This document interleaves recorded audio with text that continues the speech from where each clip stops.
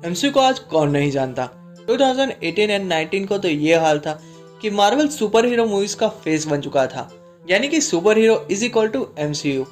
पर आज जहाँ सब मार्वल को जानते हैं, पर हर कोई यही कह रहा है कि मार्वल की मूवीज में अब वो बात नहीं रही। तो वर्ल्ड की सबसे ज्यादा कमाने वाली मूवी देने के बाद भी कैसे मार्वल का इतना बड़ा बैकफॉल आया, तो क्या मार्वल इससे बाहर निकल पाएगा भी या नहीं। तो आज की इस वीडियो में हम इसी पे बात करेंगे कि मार्वल कैसे वजह बना अपने ही बैकफॉल की। मार्वल्स की मूवी जहां बॉक्स ऑफिस के साथ साथ ऑडियंस पे भी अपना जादू दिखाती थी, पर अब ना ही ऑडियंस और बॉक्स ऑफिस पे वो पैसा कमा पा रही है। तो क्या इसके पीछे क्रिएटिव चॉइस का इशू है या फिर ये ओवर कॉन्फिडेंस की वजह से हुआ है।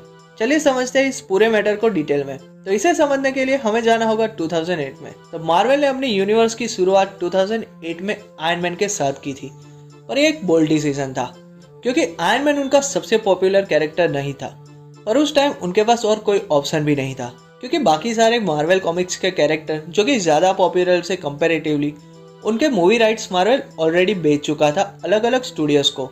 यहाँ तक कि मार्वल की हालत इतनी बुरी थी कि आयरन मैन मूवी को बनाने के लिए भी उन्होंने बैंक से 525 मिलियन का लोन लिया था। पर इस पे भी बैंक की ये कंडीशन थी कि अगर मार्वल वो सारे लोन के पैसे अगले 8 साल में ना दे पाया तो ऑलमोस्ट हर मार्वल कैरेक्टर के राइट्स वो खो देंगे। फिर भी मार्वल के प्रेसिडेंट केविन फाइगी ने रिस्क लिया और आयरन मैन बना डाली, और इस तरह मार्वल सिनेमैटिक यूनिवर्स की फर्स्ट मूवी रिलीज हुई 2008 में। और ये मूवी ने वो कर दिया जो कि किसी ने सोचा भी नहीं था। तब 184 मिलियन में बनी इस मूवी ने वर्ल्ड वाइड 584 मिलियन का कलेक्शन कर दिया था, जिसके बाद मार्वल ने हल्क, थॉर और कैप्टन अमेरिका जैसे अलग अलग कैरेक्टर्स पे भी सोलो मूवीज बनाई जो भी काफी हद तक हिट रही।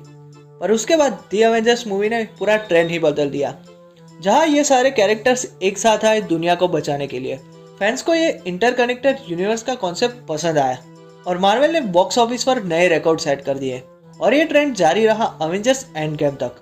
हालांकि बीच में कई मूवीज ऐसी भी आई जो कि फैंस को इतनी पसंद नहीं आई, पर तब तक मार्वल ने थैनोस को इंट्रोड्यूस कर दिया था एक फाइनल बॉस के रूप में, और हर मूवीज की स्टोरी कहीं ना कहीं उसकी ओर ही आगे बढ़ रही थी। तो फैंस ने भी एवरेज मूवीज को भी इंजॉय किया, और इसका रिजल्ट भी मिला उन्हें एवेंजर्स इन्फिनिटी वॉर और एंड गेम जैसे मूवीज से, जहां हमें इतने सालों की स्टोरीज का कंक्लूजन मिला। और ये मूवी ने बॉक्स ऑफिस के सारे रिकॉर्ड तोड़ डाले और बन गई दुनिया की सबसे ज्यादा कमाने वाली मूवी। लेकिन सक्सेस के बाद गलतियां भी शुरू होती है। एक सबसे बड़ी गलती थी ओवर सैचुरेशन। मार्वल ने हर साल मल्टीपल मूवीज और टीवी शोज रिलीज करना शुरू कर दिया। फैंस एंगेजमेंट एक लिमिट तक ही काम करता है। जब कंटेंट क्वालिटी कॉम्प्रोमाइज होने लगे और क्वालिटी बढ़ने लगे तो फैंस भी बोर होने लगते हैं, और यही हो रहा था अवेंजर्स एंड गेम के बाद, जहां मार्वल एक पे एक टीवी सीरीज और मूवीज रिलीज किया जा रहा था, जहां भले ही फैंस को ज्यादा कंटेंट मिल रहा था पर उसमें एमसीयू की पुरानी मूवीज जैसी बात नहीं थी, और क्वालिटी भी कहीं ना कहीं कॉम्प्रोमाइज हो ही रही थी। जिसका सबसे बड़ा एग्जांपल सी हल्क सीरीज और दी मार्वल मूवी थी, जो ऑडियंस को जरा सी भी पसंद नहीं आई थी, और स्टूडियोज को भी इनसे काफी नुकसान झेलना पड़ा था। मार्वल के फेज 4 और 5 में एक और दिक्कत थी, वीक स्टोरी टेलिंग। जैसे कि Thor love and thunder movie का टोन बैलेंस नहीं था। एक तरफ कॉमेडी थी, दूसरी तरफ सीरियस सीन्स, लेकिन दोनों प्रॉपर्ली सिंक नहीं थे। और साथ ही में नए कैरेक्टर्स को भी ठीक से इंट्रोड्यूस नहीं कर पाए क्योंकि कंटेंट ही इतना बढ़ चुका था कि ऑडियंस इतने सारे नए कैरेक्टर से कनेक्ट नहीं हो पा रही थी। जहाँ इन्फिनिटी सागा एक स्टोरी को लेकर आगे बढ़ रही थी जिसमें हर मूवीज कहीं ना कहीं एक दूसरे से कनेक्ट हो रही थी, और यही मिसिंग था फेज 4 और 5 में। जहाँ पहले मार्वल कैंग को एज अ फाइनल बॉस लेके आगे बढ़ रहा था, उसमें भी मल्टीवर्स को ठीक से इंट्रोड्यूस करने में ये फेल रहे, और साथ ही में कैंग का रोल कर रहे एक्टर के लीगल कोर्ट इश्यूज की वजह से मार्वल ने उस आइडिया को ड्रॉप कर दिया। उसके बाद अभी आयरन मैन के एक्टर को वापस लाकर फैंस को शॉक कर दिया है, क्योंकि अब वो हमें दिखने वाले हैं डॉक्टर डूम के रोल में, जो कि इस पूरे मल्टीवर्स सागा का मेन विलन होगा।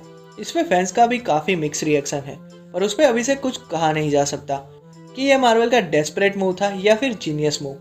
यह तो हमें मूवी देखने के बाद ही पता चलेगा। अब यही उम्मीद की जा सकती है कि मार्वल ने रिसेंट में मिले बैकलैश से कुछ सीख के कंटेंट के क्वालिटी पे फोकस करना चालू किया होगा, और अब वो टाइम आ चुका है जब मार्वल एमसीयू को रिबूट कर दे, जहां हमें फिर से पुराने कैरेक्टर दिखे नए रूप में, जिससे मार्वल कई नई सारी स्टोरीज ला सकता है जो कि कॉमिक्स में काफी बड़े इवेंट्स थे, जैसे कि Avengers versus X-Men, House of M, Annihilation. तो आपके क्या थॉट्स है इस पे हमें कमेंट में जरूर बताएं, और ये वीडियो पसंद आई हो तो वीडियो को लाइक जरूर करें, और ऐसे ही कंटेंट के लिए हमारे चैनल को सब्सक्राइब करें मिलते हैं अगले वीडियो में एक नए टॉपिक के साथ। तब तक के लिए take care and stay awesome.